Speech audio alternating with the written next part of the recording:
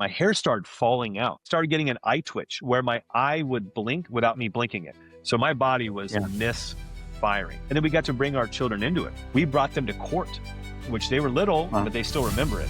And just letting them know, like, hey, daddy and mommy made some decisions that were trusting, but at the end of the day, they were irresponsible. Yeah. I will never get myself in a position where I have to cook a rodent to survive.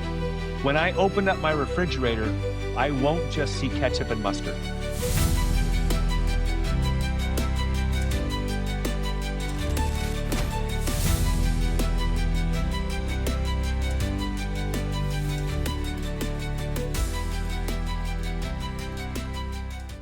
Mr. Evan Harris, you live in a culture that rewards signaling success. And here this guy is who is clearly successful, but it seems like he prioritizes stewardship over signaling success. I would love to know, like, when you look back, Evan, what's an early memory or moment or even person that shaped how you think about money and stewardship and responsibility as a man? Sure. When you talk about like success signaling, like what even is success signaling? Like to me, it's really like getting to have a life that we dreamed of when we were a kid. And what does that dream look like? It's different for everybody. If that person has a dream that they have a big yacht, great. Like that's awesome. I love yachts. My favorite yachts are the ones my friends own. Those are the best yachts for me. I've never dreamt Mhm. of being able, I never wanted a big boat, but I think it's great if someone else is passionate about one. I want to hop on their yacht and they're going to give me a full tour and tell me all about the engine room and tell me all the specs. That's awesome. I love being around people that are passionate about whatever they're getting to experience or have. If it's a farm, if it's horses, great. But I think when you talk about signaling, I think that's usually other people trying to appear a certain way so they get validation from others. And that just hasn't been something that's been important to me. I've mainly been thinking like, how do I contribute more to others and who would I need to become to be able to have more value to contribute? How have you pulled yourself away from the comparison trap though? Because when I met you, I was like, man, good looking guy, tan, fit, all the things. And then you mentioned to me you were in your 50s. And I was like, okay, interesting. And you're like, yeah, never drink coffee, don't drink caffeine. Like you live by these, you live by these standards that aren't super common. Culture would call you different. You described it as clear. Tell me more. Yeah, so for me, I don't avoid the comparison trap. I jump right into it. I find Yeah. people that have lives that I admire. And to me, it's like when people say that peer pressure is bad, I totally disagree. It's the right peer pressure. So if I'm around you, I'm like, man, this guy's super healthy. He's articulate. I love how he is there to care for his family. Like that's a comparison, but that's inspiring. Like you're showing me evidence of a lifestyle or a way of even thinking and behaving that is inspiring to me. I want to have more of that in my life. So I would want to come to you and say, hey, I see you doing this thing. Help me understand how you have that level of patience, even when time is of the essence. So to me, like, I love comparison, but I don't diminish my own self worth just because Chris may be more adept in a certain area. So to me, I think comparison is great as long as I don't get wrapped up in identity. As long as I don't come away going, I could never be a podcaster like Chris. Do I desire to be a podcaster? If not, but if I really like how he communicates, I could say, hey, Chris, I love how you communicate. You ask great questions, questions that I would consider better than I ask presently. How did you develop that skill? And then I'm going to listen. Like you're going to be my coach. You're going to be my teacher. So to me, comparing isn't bad. It's just what do I do with that? Do I try to speak negatively of myself and say, because of the gap between me and Chris, I'm not worthy or I'm not valuable? It's more of like, wow, Chris is ahead of me in this area and he could be a great teacher if he's open to be. Was telling my wife, I said, Evan has a gift of getting me to think completely different. What Hmm. influences were in your life that got you to think and operate the way you do? I remember you asked a question about why do I not drink coffee? Why do I not drink caffeine? Why do I not drink alcohol? Why do I not smoke? And I thought those questions in themselves were interesting because it's all of away from values. What I mean by that is you didn't ask the question of why do you choose sobriety? why do you choose the questions of where I'm going? So I would start out when I was a kid, I was a very mediocre athlete. I had to try a lot harder to be at the top or relatively up toward the top. I never was the top, but I was the kid that showed up early, stayed late, and there's no way I'm going to be drinking. Like I'm already slower than, let's say, the Chris on the team. I'm not going to smoke something or drink something that's going to make me even slower. So it wasn't that I was necessarily against drinking, smoking, etc. I was for not being cut on the team. I was for not being stuck on the bench, which is still away from values. But my towards value was I wanted to be put in the game. I wanted to be able to run the mile in a certain time. I wanted to be the pitcher. I wanted whatever it was. I was so focused on where I did want to go, the other elements just didn't fit. There was no reason to consider something that I believed would diminish my performance. So I was so focused on where I wanted to go that I didn't even need to give any energy to where I didn't want to go. I don't really think I have a ton of self control. I'm just really Okay. clear on where I'm trying to go. How did you gain that clarity? Like, was there a certain age where you just like look at yourself in the mirror and you say, "You're not cutting it, Evan," or how how did you gain that clarity? I think it helped. So my dad was a professional money manager. He would go and meet with clients and ask them, what are their dreams? And then they would put a financial number to it. And so when I was born, I was a oops kid. I was totally a mistake. I came 16 years later than my youngest brother. And yeah, so total mistake. My dad was 50 when he had me. And it's not like they labeled me a mistake. It's just clearly I was unplanned. We'll say it that way. And he would take me on his business calls because he had kind of said, look, kid, you came way late in the birth order. I'm busy. Like I've already raised three kids. My brothers were graduating high school by the time I was born. So it's pretty wild. But I would have like my Scooby Doo coloring book and I would just be sitting there. My dad, I think, didn't think I was paying any attention, but I was. It's kind of like the ambient noise. And it's like that my dad would ask the same questions, but of different people. And it was amazing the difference in answers. Those who were clear on where they wanted to go, I would call it their journey, and they wanted it and they're willing to do the work to get there, they didn't have stress. They were generous, they were giving donations, they were just excited about their next opportunity to do or have or whatever it might be. Like those who didn't, those who were always stressed, they weren't clear. And they might say a thing that they wanted, but they were really not doing the very thing that they needed to do if they really wanted the thing that they wanted. So, summary was I think as a kid, I realized if you are going on a journey, just be prepared to know what it takes to go on that journey and then go and do that thing. So, when it comes to the money conversation, my argument would be that you have done a really good job over time, almost eliminating emotion and impulse from money. What? How? It's so hard. Mm. It's so hard. I guess I've always looked at money as just a resource like water. If I had a bunch of water and you had a bunch of water, like it would be kind of peculiar if I said, Chris, I want you to come in the garage and I want you to look at my water. Like, look at how much water I have. That would really be kind of odd. Like, why are you flexing on me to impress me with your water? And I could tell you, like, if we were on a long journey and there was no source of water, you would want water more than money. You'd want water more than anything. And so I, Yeah, I you're right. find that when those people have already figured out how the money game works, it doesn't have to be emotional anymore. It's just like water. Like, it's okay, this is an element of what is needed to do the journey that we have. And then now it's just like, let's go pursue the journey and let's become more. So as we become more, we usually have more to offer, like the marketplace. And the marketplace rewards us more because we are adding more value. So if we're more skilled, usually there's a reward for that skill. Or if we're volunteering our time, then we have typically more connection because people are valuing what we're delivering. Like if someone doesn't have the economics right now to take an around the world trip, great. I don't want them to squish that down. I want, if they have a vision board or whatever they use, I want them to put it up on their vision board. But my question would be, who would you need to become in order to afford that in the right timing? And if they say, well, the right timing would be, I would need to have a net worth of this much, or I'd have to be able to afford to take this much time off. Great.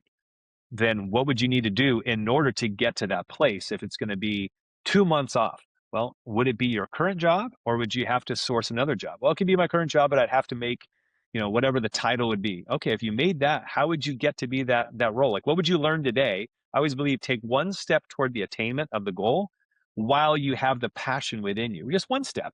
could be I'm going to enroll in a course, or I'm going to reach out to someone to go to lunch and ask them what they did. Just something. But I don't want them to remove what's so fiery within them. Like, that's great. Like, they really want that trip, or they really want that vehicle, whatever it is. Awesome. Now let that pull them to become more valuable to be able to attain it in the right timing.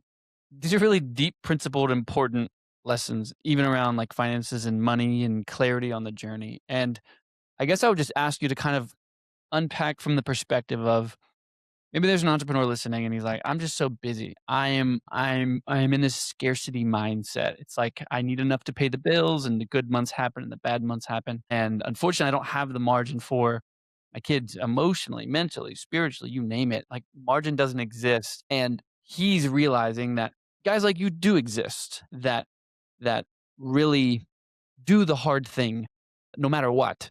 And but this particular entrepreneur might be like, I'm just so burnt out right now. I don't even know how to operate and how to carry these lessons down to my kids. Hmm. Hmm.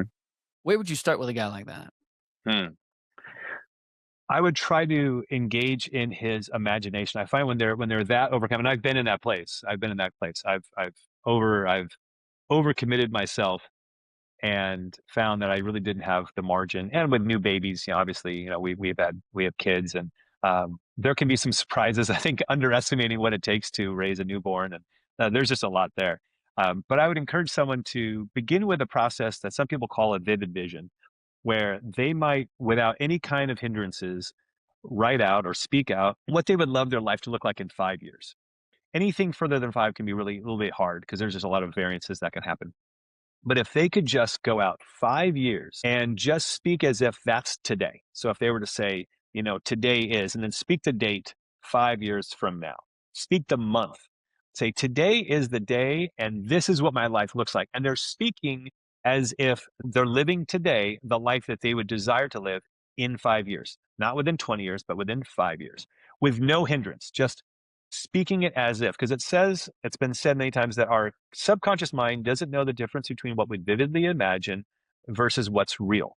How would you reconcile with scriptures in the Bible that talk about how God basically says we're fools to think that we are in control of the plans?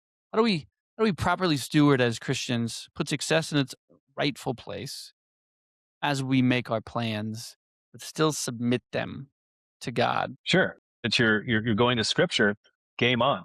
So if we're going to scripture, we're always going to look at something in context. And if we're going to go to scripture, we're also going to go to verses such as, things that have been said. The thoughts I think towards you, says the Lord. Thoughts bring you prosperity, thoughts to bring you hope, thoughts to bring you peace. Like, I could source over and over and over again. What I'm not saying is challenges won't happen. They will. Take a look at Job.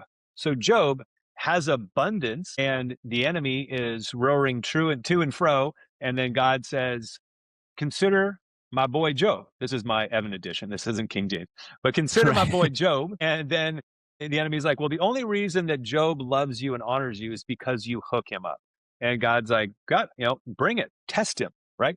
So Job gets tested, loses all of his kids, loses all of his possessions, all those things. He's got boils. His friends are saying, curse God and die. That's rough for sure. But I think people stop. They stop right there in the valley and they don't see the end of the story. The end of the story is Job prospers far greater than he ever did, to God's glory, but also to his own amazement. Not that I would ever want to, or I think even Job would want to go through all those things. But I want to say, like, when people start pulling out scriptures that say all about the trials and tribulations, that would be what I would call a valley. But God never calls us to pitch a tent in the valley. But there are certain times there's a valley to get to that next peak. I respect that. I understand that. But we got to keep moving. I don't want to just get down on the ground. If there's quicksand, I don't get into quicksand to help somebody out. I stay on firm foundation. I stay on the rock, and I give them a stick and I pull them out. So for me, if somebody's down and out, I don't go get down with them.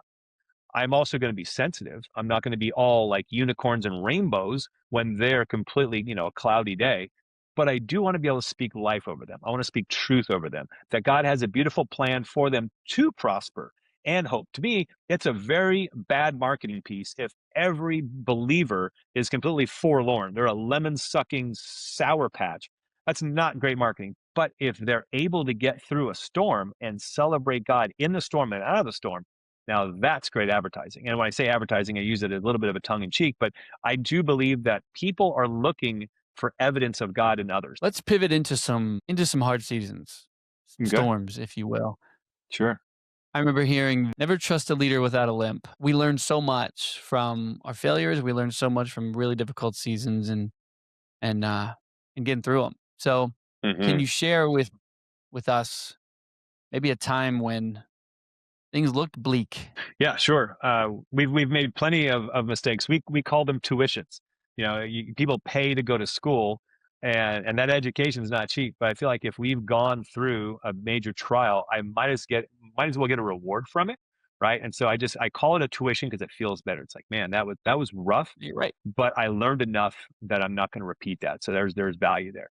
So early on, so my I have multiple streams of income. I work in dentistry. My wife's always been in real estate. Her family as well. She created a lending firm that I've assisted with, essentially like a lending firm for people who are fixing and flipping houses, and they operate like a bank in a way. Like they're lending to people who are buying a house, fixing it up, and then reselling. And she had this one customer, so to speak, that would fix and flip a lot of houses, and I would say she extended to him a lot more capital than really would be wise, but he was just crushing it. So it seemed like, all right, this it's much easier to work with someone we know than people we don't know. And I think we were overconfident in somebody, and all of a sudden, what we didn't realize is he had substance abuse issues, he had a failing marriage, he had like just a litany of legal issues, and which wouldn't normally be our responsibility, but the properties that he was rehabbing in ways that were outside of city ordinances. They were not pulling permits, all kinds of ways to fix a house on the cheap because he was as his back up against the wall.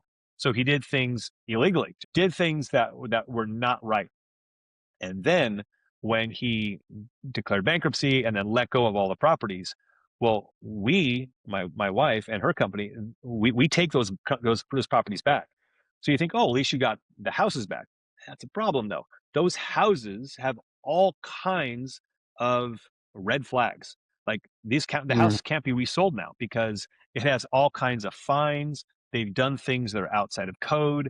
They destroyed a sidewalk. You know how much a sidewalk is? I won't go on a tangent, but a sidewalk that might be like 6 feet wide and the city is going to charge to replace that sidewalk, like that is exorbitantly expensive. When you walk down the sidewalk, just know that's a very expensive sidewalk. I've had to replace one. There you go.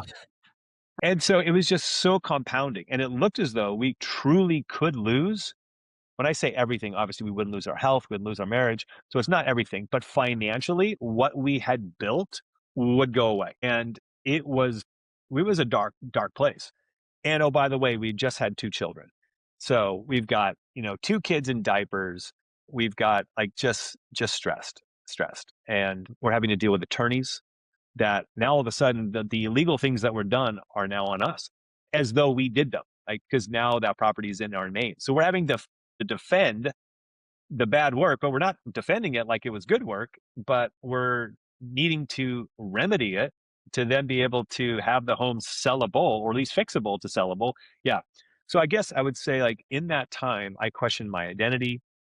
I questioned taking any risk. I'm like, man, I needed to not take any risk. If I just wasn't doing anything entrepreneurial with my wife, if I just stayed in my lane, it would have been safer.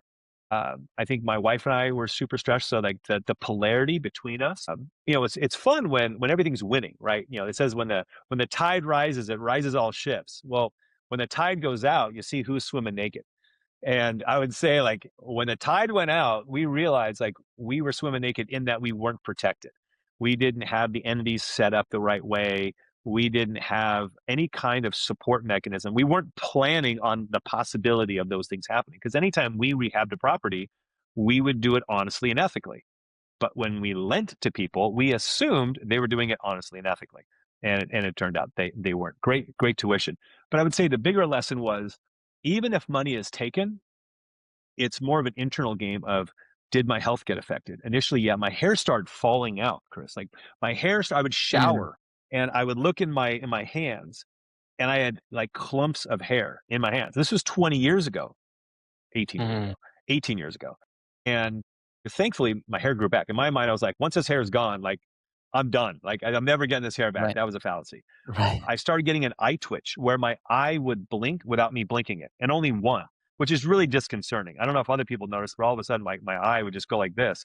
And I Wow. searched that up, and it's actually a condition. When there's that much stress, certain nervous systems can be kind of rewired temporarily to misfire. So my body was misfiring. So I guess I would speak to anybody that has gone through or is going through those times. Is for me, I need to remind myself, and we needed to remind ourselves of what was known, like what was already healthy. Like our marriage was healthy. We weren't feeling happy about each other. We weren't drawn to each other. And we were in battle mode, which is not attractive. Our kids were healthy, but they could feel it too. And so we really had to set aside the business and the challenges that existed there with the bigger things. Are we healthy? Yes. Do we have a faith in God? Yes. Is our marriage sound? Yes. Do we love our children? Do our children love us? Yes. And then we got to bring our children into it. We brought them to court, which they were little, but they still remember it. And just letting them know, like, hey, daddy and mommy made some decisions that were trusting, but they were irresponsible. At the end of the day, they were irresponsible. And we could have let our investors take the hit because they were the ones that were on the deeds. But we made a decision that our reputation is worth more than money. And to this day, some of the investors never knew because we just reached out to them and then we said, your term of loan is coming due because they were used to loans coming due because when the property would go to sale, they would get all their principal back plus all their interest. And they were great. They're like, oh, we're making 10% interest, sometimes more. It was like great. And so we just said, we're going to buy your position out. We're going to give you all the interest up front. So they were like, great, less time, more interest. And that way we could be able to handle it ourselves, but we took all the arrows. And in the moment, sometimes we even questioned it. We questioned ourselves in the moment because we didn't know how bad it was going to get. We thought it was going to be bad, but not that bad. But to this day, none of our clients lost any money, and we were able to keep that connection, even though really they were the ones that were liable. They were the ones that were lending. We were more of the vehicle to enable them to lend. But in the hindsight now, it was the right thing. It was the right thing. They had a great experience. We recovered, but it was years. Like that financial hit took a while to dig out from. What so what I'm hearing is, like, you had this discipline probably going into your marriage from all the things you learned from your dad of Hmm. finances and margin and all the things. So now your wife has this lending firm and this stuff goes sideways. Hmm. When you're saying, like, you were stressed to the point where you were experiencing, like, physiological issues, Yes. what were the risks associated? I mean, was it like, "Oh, yeah, we could lose our house, we could be completely broke, there's no other income coming in?" Sure. Good question. I don't think there would be ever homelessness because thankfully we did set up the entities and such that they were their own silos. But I would say that was our nest egg. Like we were great savers from the get go. Like when we met in college, and instead of us going to buy a bunch of new furniture, when people would move out, usually they didn't have enough room in their like U-Haul trailer to take everything, and so they would just leave their furniture that they couldn't fit in the back alley next to the dumpsters. We would go and pull that furniture into our apartment and clean it up, and that became our furniture. Our first apartment, our inside furniture was actually patio furniture, like the kinds that have like the woven slats.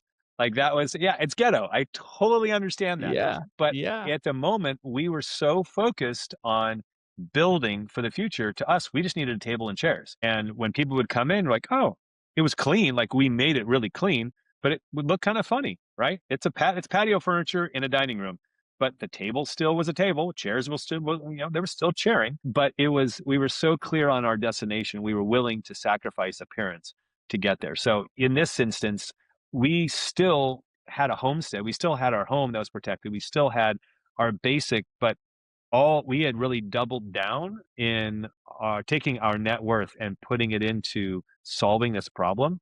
And when everything hung in the balance with courts, because we'd never had to deal with courts like ever. Yeah, just wasn't a thing. And so it was really this unknown. And the attorneys they can ask for the world. The attorney will say, representing the city, fines could be up to like $1 million. You're like, my God, $1 million! Like that house isn't even worth. How did we get to 1 million? And then it's like the Right. water district and the sidewalk people, like, oh my gosh, like we were way over our heads. But it was Mm, fear. And I always encourage, this is my lesson to myself, is there's a difference between fear and danger. So fear is more of an emotion for me. And a lot of times it's irrational. Now, danger is if I dressed all in black and I ran across the freeway at night, that's legitimate danger. But if I had fear of running across the freeway in all dark clothing at night, but I had no intention to do it, that to me would be irrational. Why am I fearing something that there's such a low likelihood of me ever doing that? So to me, I really try to discern between, is there danger? Okay, if there's danger, to me, I want there to be a temporary alert. So it's almost like a dashboard. If there's a light that comes on, then I want to address that. All right, it says low fuel. And if I know I truly do have low fuel, then I want to address that and get to a gas station at some point. If I have a faulty fuel light and I've been tracking my miles and I recognize I'm only 50 miles in on my tank, I've got a lot more fuel here. I recognize that is a faulty light. So for me, I try to discern if there is a feeling of fear. I don't push it away right away. I more interview it of what could this be telling me? Is there legitimate danger? If so, how do I mitigate that danger? How do I lessen the chance of the danger? And if there is not danger, then I let it go. If I can't reduce the chance of the danger, then to me, there's not a lot of reason for me to think a lot about it. If I've done everything I can to reduce it, then I move forward and I build enough value other places that I could absorb it if that were to come my way. sure. Sure. It's very interesting when you talk about having the lawn chairs and you and your wife being on the same page with that. Because Mhm. as I look at my own life, I'm like, okay, I'm an entrepreneur, but I can tell you that some of the decisions I've made in the past, I've asked myself, am I making this decision out of sacrifice, where I know it's for the greater good of our family to be more careful with finances? Um, but then the other side of the coin is like, man, they didn't sign up for this. I remember Kobe Bryant said something. He said whenever he would get home from like a huge, away trip, and his kids would be like, "Daddy, can we go to the park?" He'd be like, "It wouldn't matter how sore I was. It wouldn't matter how much pain I was in. I would say yes because they didn't sign up for this life." And I was like, hmm. And so I've asked myself, like, since my kids didn't sign up for this life, my wife kind of sort of didn't either. Could I really make those decisions and have that much obsession towards saving, knowing we were clear on the mission? But I so respect what you guys have been able to accomplish. What I'm getting at is this like, is this a bit of an exception? Yours and your wife's circumstances where you both agreed on the mission and the vision, and it was like, yeah, we'll have lawn chairs in the living room. Mm. Yeah, I would say that there's not necessarily a both agreement. It's there has to be one leader. At some point, someone has to. There's a word submission. I think a lot of times it's seen with all kinds of negative connotations. But in my mind, that someone wants to come sub, which is under someone that has a great mission. If you're my leader, let's say you own the company and I'm under you and you have a mission that I feel is excellent. Like I am Chris, I love your mission. I want to be a part of that mission. Then I'm Mhm, going to come under that mission. Submission doesn't mean that I'm less valuable. Just means you have an epic vision. I want to be a part of that. I want to be a part of that mission. Let's go. And as long as we're acting in accordance with that mission, then like full send, let's do that. My belief is that for me and my wife, that we discuss the mission. We discuss the things that she loves to do are different than what I love to do. But I want to include her. So if she really wants to take a trip, that's like, she wants to hike the Himalayas. Great. I don't say like we can't afford it or we're not doing that. And it's like, no, like how tell me more about that. It's like more pulling with questions. Tell me more about that. What do you love about the Himalayas? How would you train for that? Who would you do that with? And just there's no limit to it. And she's not saying we're doing it tomorrow. She's saying I'd love to hike the Himalayas. Like great. Tell me more. And like who would she need to become to hike the Himalayas? And it becomes this opportunity of, all right, based upon that desire, then we need to become more valuable. So we need to increase our skills or our network, the people we know. But also, there may be some tightening of expenses so that we can put aside capital to be able to mhm. to accommodate that Himalayan trip. So the patio furniture may be an option. So it's not like I said we have to have patio furniture. I'll just say based upon the apartment we have, it has a dining room that has no furniture. I'm thinking we might want to just consider whatever comes up first in the alley, as long as it's not destroyed or disgusting. Let's Right. consider just adopting that. And if she's like, yeah, that Himalayan trip is so important to me, we need to do whatever we need to do, great, game on. That patio furniture, for example, we only had it for like 6 months because someone else left a full dining room set 6 months later. And so we were able All to right. adopt the dining room set. We didn't have a patio, so we just sold the patio. Remember when Craigslist was a thing? Yeah. So like we Yeah. sold the patio furniture on Craigslist, and then that was able to get us toward the Himalayan goal, for example. For us, we would actually draw on our wall. We have a big like poster board, and we would draw out the things that we wanted to do. And her things were different than my things. Like I wanted a motorcycle, she wanted a hiking trip, but we would make a thermometer, just like a red thermometer, and then we would color in the increments. So we would have like $1,000 increments. And so however much the trip was, that would be a full thermometer. And every time we would put money in the account for that thing, we would color in the lines. So if we were $2,000 in on the trip, we would color that in. And so it would show us progress. And it was kind of gamifying the whole thing so that if we were tempted to go and buy the latest fashion, like that's okay. We can do that, but we're actually to say yes to that, we're saying no to the other thing that we were really desiring to do. Yeah. Yeah. It's not really It makes sense. self-control. Like, I really just wanna say, like, it's Yeah. prioritization of the things you wanna do. Like, it's not taking away all fun. You're just choosing what the importance of fun is.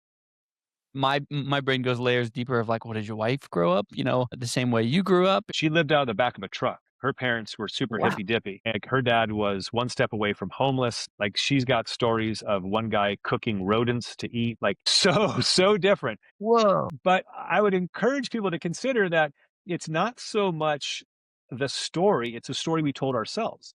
So whether someone is brought up with financially astute parents or not, she told herself a story. I will never get myself in a position where I have to cook a rodent to survive. When I open up my refrigerator, I won't just see ketchup and mustard. Like they used to have ketchup mustard sandwiches. That was it. Two pieces of bread, ketchup and mustard. And if you were to look at my pantry now, it's a little excessive. Like if there was something that is like, honey, you need to like pump the brakes on it, it's that.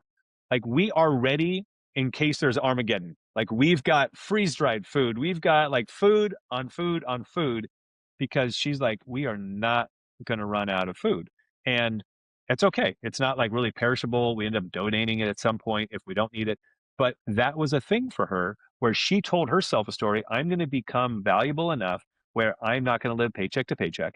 And I'm going to marry a guy that has the same kind of view. And we're going to make sure we never go starving or homeless or have to live in the back of a truck.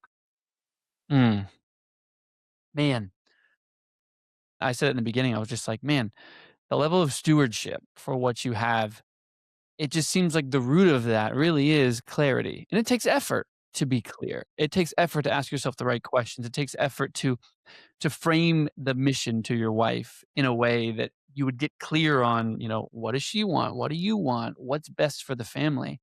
And so your whole story just feels like the lining of it is not comfortable. It's hard, and it's just continual effort and consistency, which to some, they might be like, That's exhausting." Really? I guess for me, I come away like, what's exciting for you? Like, if I came to my wife, I'm like, what would you love to experience in the next 5 years? Like, there's no limit. There's no limit at all. Like to me, I'm not trying to reduce her spending. I'm trying to enable her to imagine. And then through that imagination, making priorities through that. And they can change. She's like, I really wanted to hike that Himalaya trip, but I found that I'd really rather take that fund and those funds and apply it to a trip to Australia. Great. Like it's okay. To me, it's not laborious. Like it's fun because we're getting something that we wanted to get. No one's telling us we have to have Yes. something or not have something. We're the ones that are the creator of it. So, I wanna pivot to the kids a little bit. Your boys, they're not Yeah. kids anymore. They're they're men, right? They're becoming men, and you're proud of them, and you've told me some really, really cool stories about what your boys have accomplished, and, I think that perfectly sequences into the way you and your wife operate and how that's really trickled down to your boys. So tell us a little bit about your boys. Sure, yeah, I have 2 sons, one's 21, one is 17. Um, I would say they're both entrepreneurial. When they were young, we had some neighbors that homeschooled their kids. We thought that was weird. Frankly, we never really heard of homeschool. We thought of homeschool as being like on a farm, like you're just too far away from school. Right. We were just uneducated about it, and since our kids were too young to even go to school, we thought, well, shoot, let's just let them walk a couple doors down and go to school because these kids were older. Uh, we'll pitch in like the pitch in was like $100, something so nominal, and so they're making volcanoes out of baking soda, like they're doing all these learning things. So we're thinking like, there's no downside to that. Well, our this is our oldest son. Our youngest son was like a baby, but our oldest son really started to thrive in it. It was like, this is amazing. Like it was, and these were women that were teachers at one point.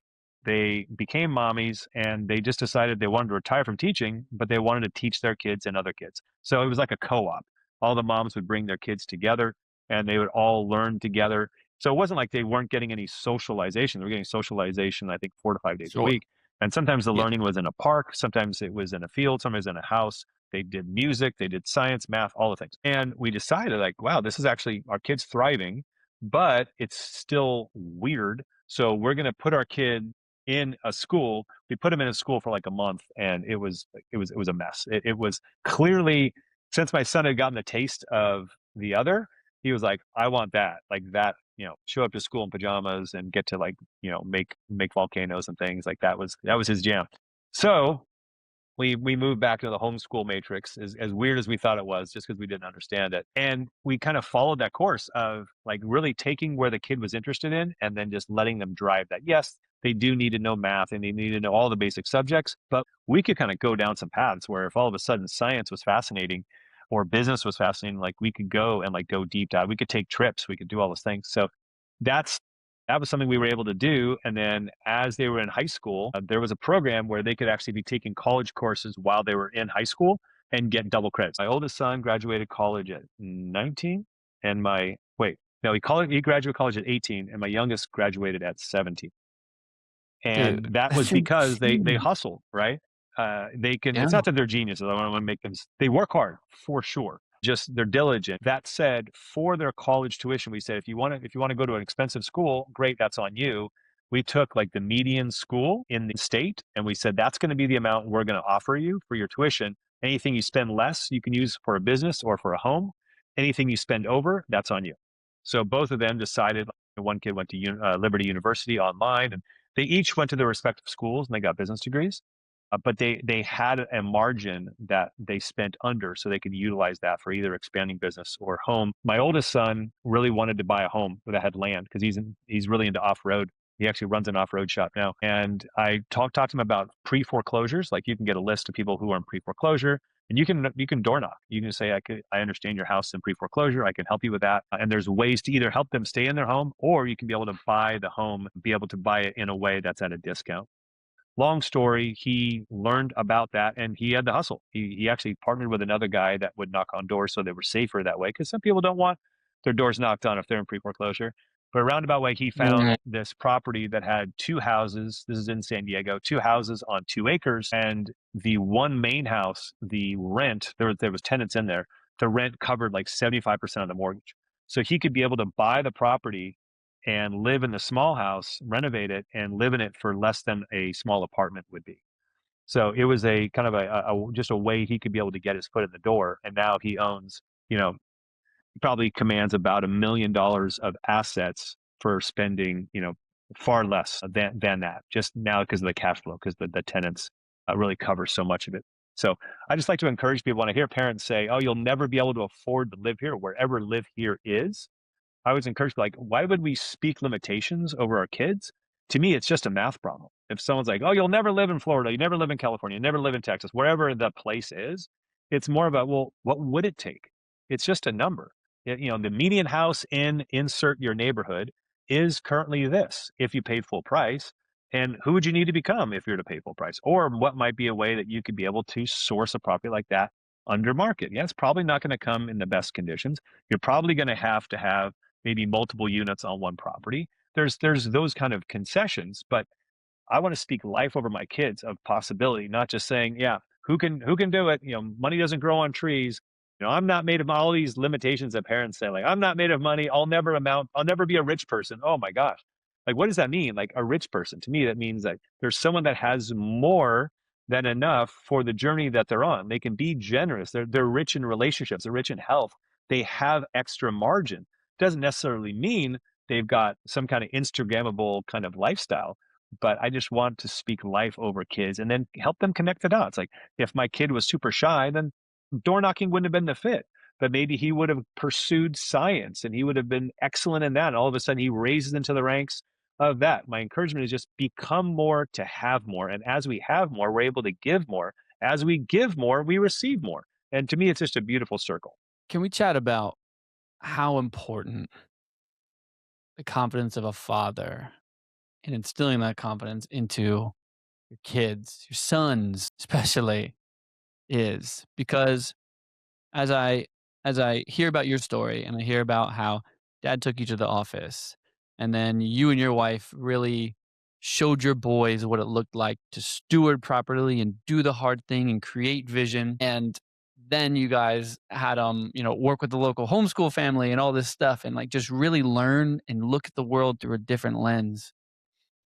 The objection for anyone would be like, how do you have the time? And when you do, it's like for me, and I think I told you this before, I was like, I find myself walking into a room and searching for what my kids did wrong. It's a horrible frame. It's a horrible habit.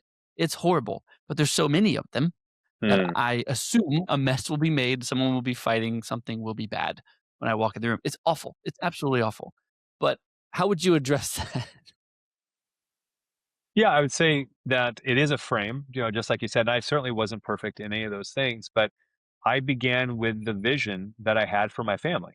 And so if my vision was that my sons would be resourceful, that they would understand the journey they want to be on, and that they could be able to see the navigation. Like I was never suggesting that they become business people, never suggesting that they become athletes, any of those things. Like they ended up racing motocross. I wasn't even allowed to do motocross as a kid, but I wanted to like ask them, like, what do they love? Like, what do they desire?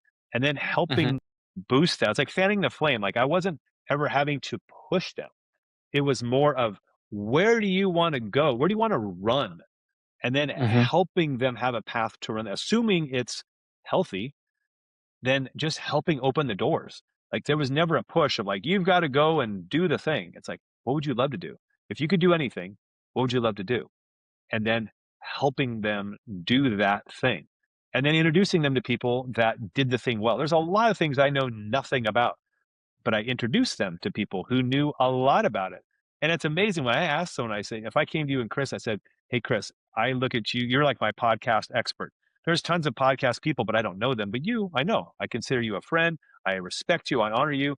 My kid said the other day that he would love to be a podcaster and he would like to have a faith based podcast about business, whatever it might be. And if I said, Chris, would you be open to having just like a 15-minute exploratory phone call with my son that just might boost his possibilities and you might plant a couple seeds in his mind? Would you be open to that? I'm imagining yes. absolutely, absolutely. And I just find that if I have enough relational equity with people, if my kids ask questions, then I can introduce them to the people that are doing the things. My one son wanted to open a smog shop.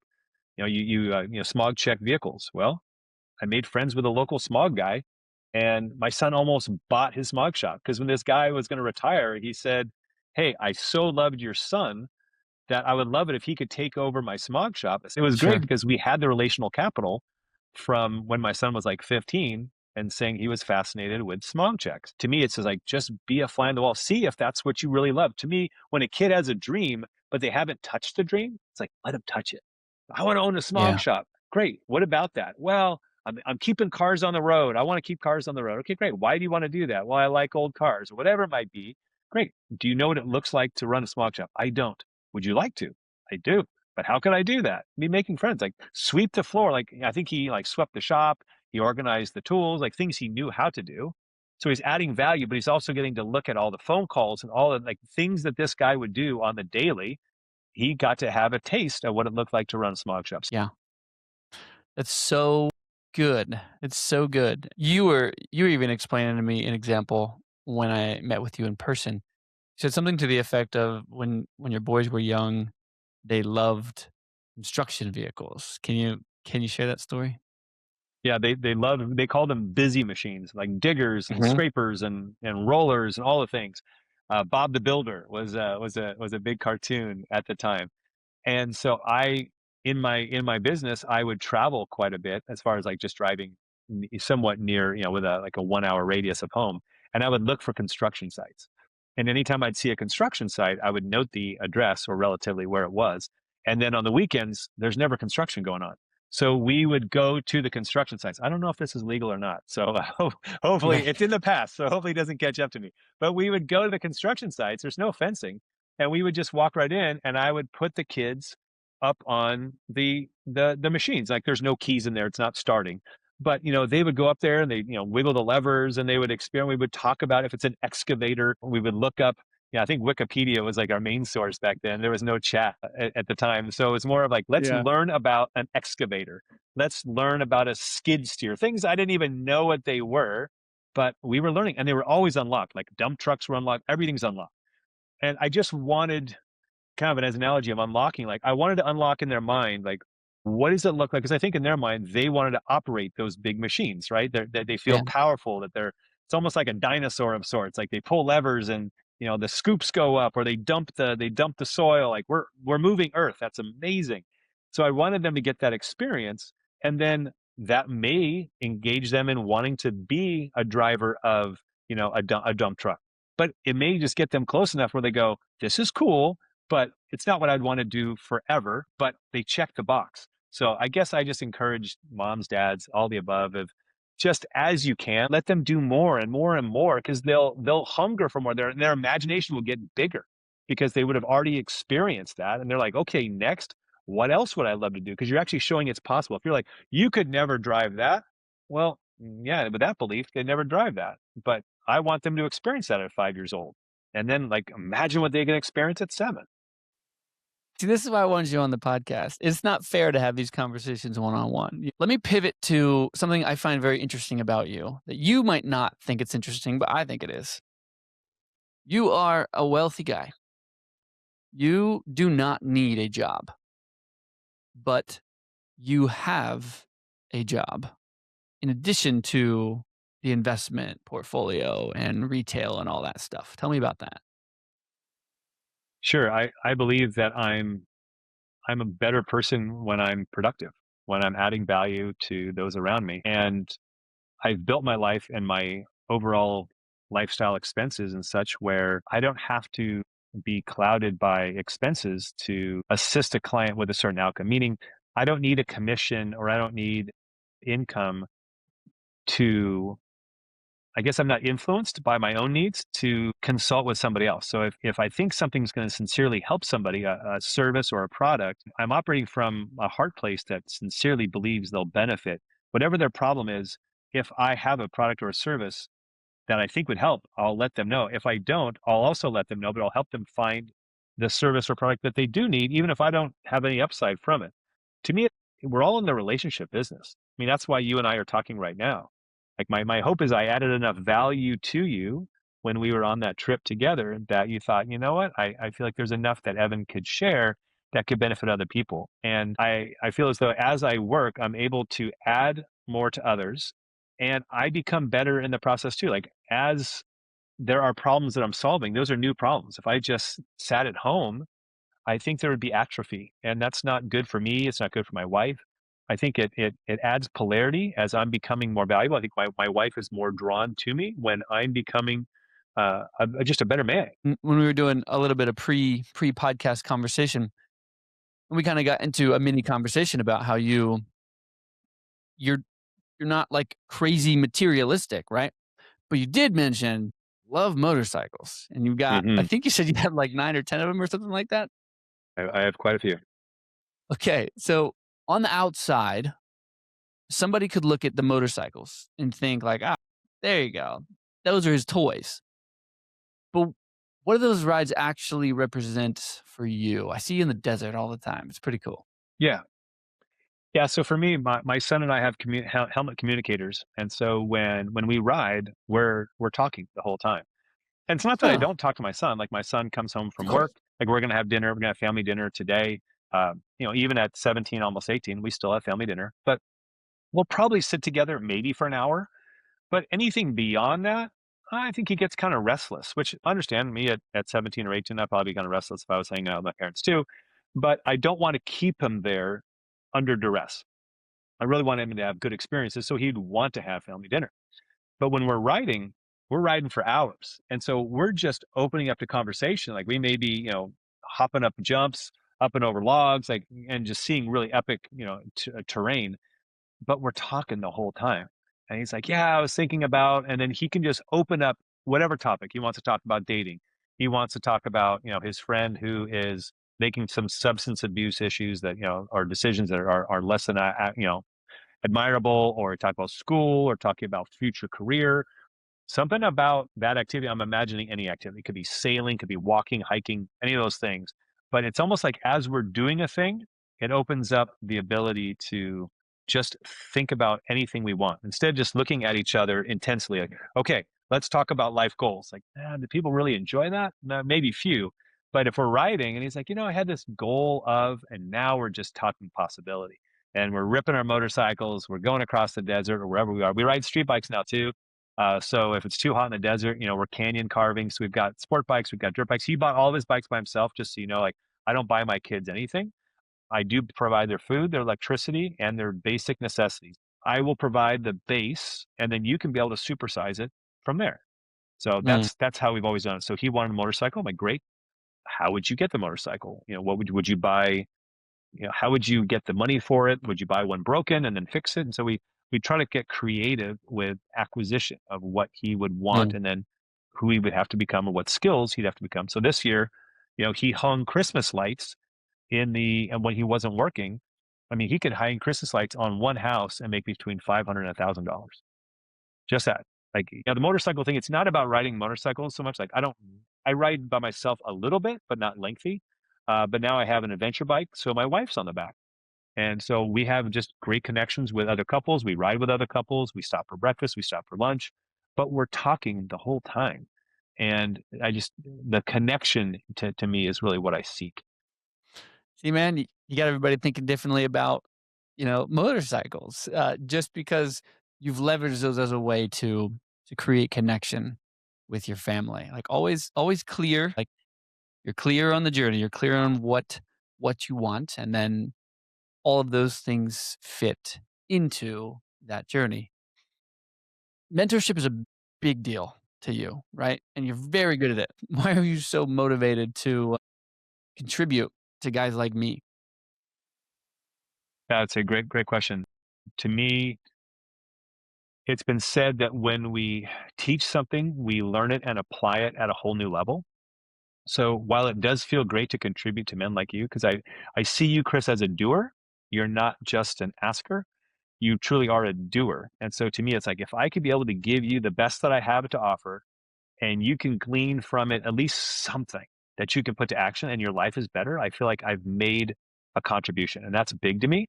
But also, like, who I become in answering the question. Like, you ask good questions, I answer them. You're like, wow, that was really a new way to look at it. I might come away saying, wow, that was a really great question. And there may be even things that I talk about from years ago, and I realize I don't do those anymore. I'm answering the question honestly of what I did, but am I doing it at that same level? And so to me, sometimes I come away where it's a convicting, and convicting isn't a bad thing.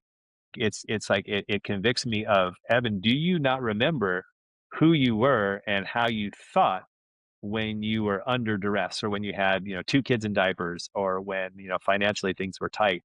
Like, yeah, those times were really tough, but who you became in that process was next level. How could you today not have to be in that challenging spot, but continue that growth path? So to me, like, the oxygen to me is your growth. And I love being around people like you. Winning is to me a win for me. Like, don't have to ever mention my name, But if I just see your life grow, it's like, oh gosh, I get to be a part of Chris's life, when he was just launching his, well, you name it, company, podcast, whatever it is. And I have friends and CEOs. I have a friend that just had a $50 million exit, and I was a part of, his just initial stages. And it's so fun. Like if I texted him and say, "Hey, I want to come out to your ranch," he'd be like, "Yes, like let's go." And he knows that there's no desire for me to take from him. Like all of a sudden, now that he's wealthy, there's all these people hitting him up, like, "Yo, dude, like, remember Oh the little gosh. people?" And he's like, "Bro, where were you when I was in the struggle bus?"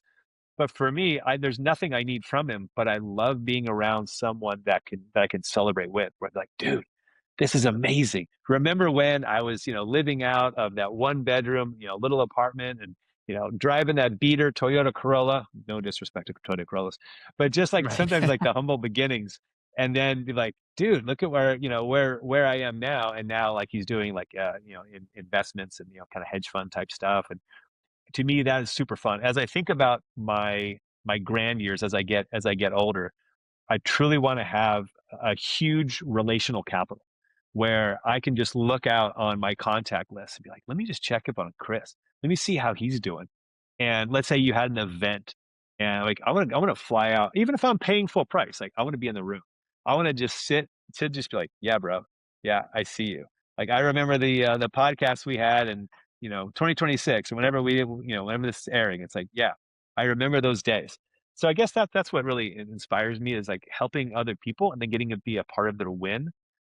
That really like right now we host like well over 50 young adults in our home every 2 weeks, and it's mentorship, it's helping them through finances, through relationships, through all kinds of like social media addictions and things that we didn't even have as really a challenge, but they do.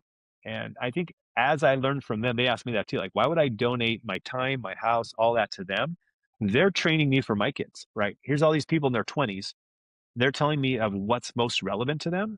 And I have a 21 and a soon to be 18. They are my target market. They're teaching me. Like they think I'm teaching them. No, it's both ways. Like they're the ones that are sharing like what's happening in their culture right now that's most imperative. And then I'm able to express what I think would help. And then they're trying it out and then they're reporting back what's working, what's not working. So I love helping people. That to me is truly what brings me joy. And then if I can become of more value to people, that's a great for me, that's a great mission. That's poured over into you really championing the men's ministry at your church. So how has that been different from the mentorship you do with, guys like me or other friends that you have and what you're doing with the church? Sure. Yeah, I find that the more I can invest in a man, then typically his family gets completely blessed. So I don't do ministry for ladies or children. I'm obviously going to be kind and considerate to them and build them up. But my target market is how do I help get the man right? And when I say the man right, it's like I want them to know if they are a faith-based man, I want them to know how deeply loved they are by God, how wonderfully created they are, how they're forgiven, how they've been given all the gifts to be able to thrive in life, how they've been given a mindset already, whether they activate it or not, whether they believe they've been made that way, that's up to them. But they've been given a mindset to be able to thrive, to be able to contribute in mass amounts of ways, that they have everything they need because it says that they are made in God's image, that they've been crucified with Christ, but they no longer live, but Christ in them. So I can go through all kinds of scriptures of what the Bible says. 'Cause it's not really important what Evan says to me, it's about what the Bible says, if you believe the Bible to be true. But if this isn't about a preaching, it's just about a teaching. And that I truly believe that when a man can see himself as built for a great purpose and they believe that and they can walk that out, it's transformative. And that's my passion. As I serve at multiple locations of churches and serve the men's ministry, it feels like a lane that is where I'm intended to be. And just really, I want to be a great brother and friend to them, and then help them get through the challenges as best they can, and to be able to live a life that's just super abundant. And then they too could be a mentor. I believe we always should have a hand up and always have a hand back, right? Like someone should be teaching us and we should be teaching someone else. Like they're pulling us up, but we're also pulling other people up. Because if we're pulling other people up, it reminds us that we have more than enough to give. It's when people get into a scarcity mindset, they're just looking at all the things that they don't have. and they're mired in that. But I believe when they shift and they realize I have more than I need, I have my health. If you have breath in your nostrils, you're living. That's better than some. Some people are on life support. But I just Right. encourage people, like, look behind you. There are people that are so lost, but you could help them as you're being helped up. Help them behind you. And that's really my life, is that I want to grow old with epic people and getting to celebrate with them. You would be one of them included, and get to just see their families thrive, and then their kids, like to the kids and the grandkids, all of that. Like that, to me, I paint that picture. I talk about the vivid vision. Like that Mhm. picture, I think, is exciting. I could ask you 100 more questions, but as we land the plane on this episode, out of all the things you've experienced, the ways that you steward, the ways that you haven't, said like, look how successful I am, but instead just behind closed doors, stewarded your resources, stewarded your family, your wife, your kids, everything. What do you deem to be the price of success for Evan Harris? If I could ask a question, when you say the price of success, what are possible examples of prices of success? I'll give you mine. Hmm. I think that as I'm pursuing success of, building a great family and doing what God's called me to be, doing and being who God has called me to be, the price of success for me is definitely comfort. It's definitely comfort because I think that's what I had always pressed into and realized I can't have that. I can't have that momentary comfort. And so that's the price of success for me. What would be the price of success for you? Okay. Yeah, I like that frame. See, for me, I think of I'm uncomfortable if I feel as though my behaviors are not lining up with my vision. So to me, that's uncomfortable. It may be uncomfortable waking up at 4 a.m. and training at the gym, but it would be more uncomfortable for me to skip the workout and think that if I keep skipping workouts, I might have some of the dis-ease that I used to have years ago when I wasn't training. Like my joints would hurt. I looked like I was sick. Like all these things because my body doesn't do well when I'm not physically fit. My mind is sharper. Everything's better. For me, the price of success is usually activity and it's mental acuity. What I mean by that is I have to truly be clear with my vision of what I seek and not be wishy washy. Now, I can change directions. That's different. I can have a different pivot. But like today, my most important thing, at least today, was be able to deliver on the podcast whatever you ask, just be genuine and just share whatever is right for me. Doesn't mean it's impressive to anybody else. It's just what I've experienced, and may people glean from it whatever they want to glean from it. So the price of success would be me dedicating this time to you and to your audience. I really believe you're doing a great work, and I believe people will have their lives change just by having them consider something slightly different. But that price is me dedicating this time to just you. I even prayed for quite a bit before I got on. I would say, God, may I be transparent. May I not try to answer a question in a way that tries to gain appeal rather than it's just truly what's for me. And then people can decide whether it's for them or not. So the price of success to me is typically me being very clear on where I'm going, not being swayed to and fro by someone else's vision, and then also just having really a clear ability to say yes or no. If someone's inviting, because I get invited to do a lot of things that are probably good intentioned, but to say yes to one thing typically means I have to say no to something else. So for me, I have to be willing to pay the price of no in order for me to have the price of yes. So if I have a date night with my wife and there's another opportunity that comes in, there are certain times where I'm tempted to say, man, that sounds really fun. I've been with my wife for 32 years. Yeah, what's one date night? Huh? What's one date night? Like, where does that go? If I really extend that out, what message does that send to my wife? And so Mhm. for me, the price of success is really being intentional and being clear on where I'm going, and then just lining up my behavior with where I'm going. And if it's in alignment, great. Then there's no real other assignment. It's just go and do that. If I want to change my vision, well, then that changes behavior. But I don't really have as much self-control issues because I'm already excited about what my future looks like. So I was never bummed that I had committed this time to you because I know that will bring value to you. And if I bring value to you, I know your listeners probably are really high level people and they're hungry to change their lives and to do good in society. That to me is my highest and best use for right now. So that's my price of success is giving of time and energy, but it's for the future vision that I believe in. And you are what I believe in. That's good. Well, thank you, man. Thank you. I have seriously enjoyed this conversation. It has been great. Obviously, just to connect with you and be able to just go layers deeper. There's so much wisdom from your life experiences, and and something else I noticed about you is like you have such a gift to always find the positive. It's so easy for us to be negative about things, but even the struggles you go through, you're like, I call it tuition, you know? So I think there are a lot of lessons to glean from today. I would ask you, I know you're not big on social media or anything like that, but is there any way that you feel compelled that you would want people to connect with you anywhere? I mean, if they wanted to find me, I mean, I'm on Facebook and Instagram. I'm not very active. For me, social media is more of a means of communication. I don't scroll, so I don't see other people's. But I do sometimes. I know people prefer to reach out via that way, direct message. And so I'm very approachable. If someone reaches out and say, "Hey, what you shared really resonated with me. I had a question." To me, like I'm happy. I don't have a sales course. I'm not selling books or trainings. Do I get hired from time to time by people to coach them through things? Sure.